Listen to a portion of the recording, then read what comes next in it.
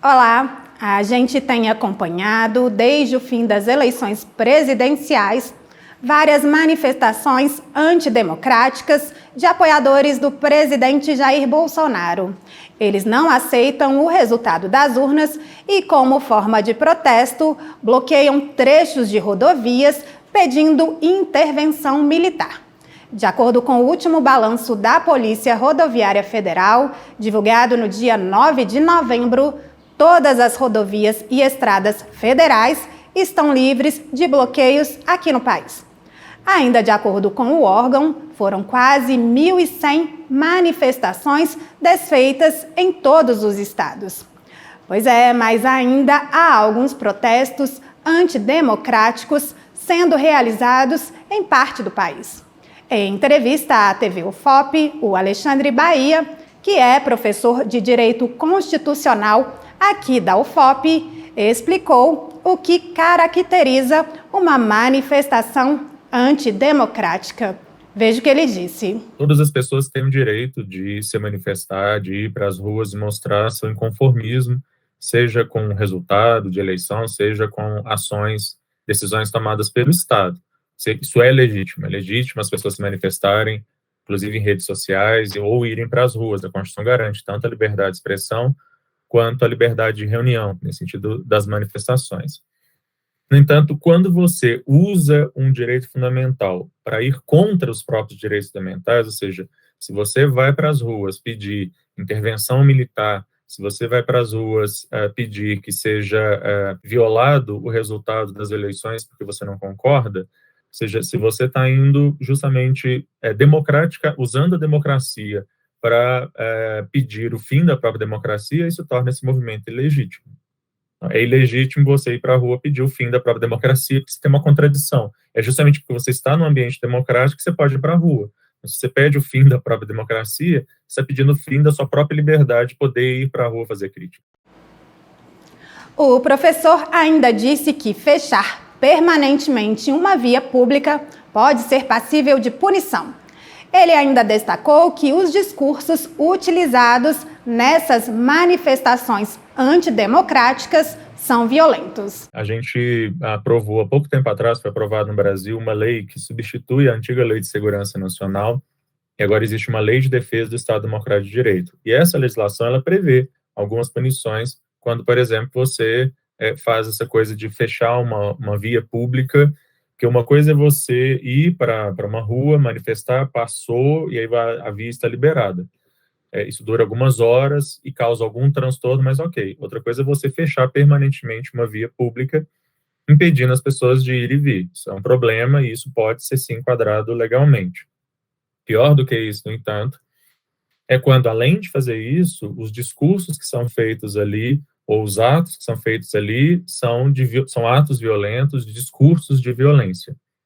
Então, por exemplo, algumas cenas que a gente tem visto aí de agressões a pessoas que tentam furar esses bloqueios, ou pior, os casos de apologia ao nazismo. A gente viu aí um vídeo lá no interior de Santa Catarina, em que as pessoas estavam cantando o hino nacional, aparentemente com o braço estendido, o que faz lembrar uma saudação nazista, e isso não é algo que uma ou outra pessoa estão falando, né? O embaixador de Israel no Brasil se manifestou contra isso, o embaixador da Alemanha no Brasil falou sobre isso, o CONIB, que é a Confederação Israelita do Brasil, também se manifestou sobre isso, e todos eles falando justamente desse episódio como um episódio de apologia ao nazismo. Isso é crime. Fazer apologia ao nazismo é crime de racismo, punível pela Lei 7716, que é a lei do racismo no Brasil. Isso não é defender ideais de supremacia branca ou de extermínio de uma minoria, seja ela racial, de origem, etc. Isso é crime, não tem defesa sobre isso. Alexandre Bahia explicou também o papel do Estado diante dessas manifestações e apontou os fatores que contribuíram para a realização desses atos antidemocráticos em todo o país. As forças policiais, elas precisam desobstruir as vias. Pensando aqui na questão das vias obstruídas, não há justificativa para, inclusive, essa demora que tem acontecido em alguns casos de desobstrução das vias, seja em BRs, em estradas, sejam em ruas locais. Aqui em Belo Horizonte mesmo, a gente está com mais de uma semana uma grande avenida parada obstruída por causa desse tipo de coisa.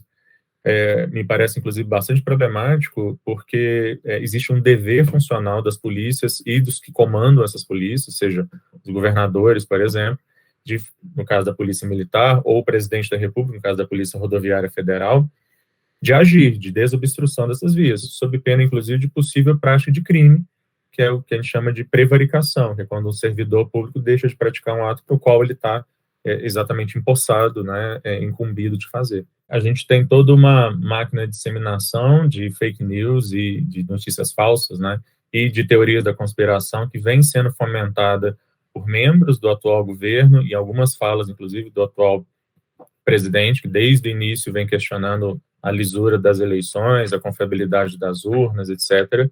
Então, sim, existe uma máquina de propaganda em escala que talvez a gente nunca tenha visto, né? Porque hoje a gente tem o uso de ferramentas de redes sociais com o uso de algoritmos e que fazem com que você consiga potencializar a distribuição disso em níveis que a gente não estava preparado. E, na verdade, o direito, né, os instrumentos que o direito até então possuía, eles ainda estão muito aquém para fazer frente a essa máquina de desinformação que vem acontecendo no Brasil. A gente vai precisar realmente, de um lado, de rever alguns instrumentos. O TSE fez isso durante as eleições, aprovou uma resolução para tentar retirar do ar mais rapidamente informações falsas sobre eleições, mas a gente vai precisar realmente de novos instrumentos e de uma nova regulação sobre redes sociais, sobre responsabilização nas redes, que seja mais rápida na velocidade em que essas coisas acontecem, que realmente a gente não consegue acompanhar. O professor ainda reforça que questionar as instituições e não as pessoas coloca em risco a nossa democracia.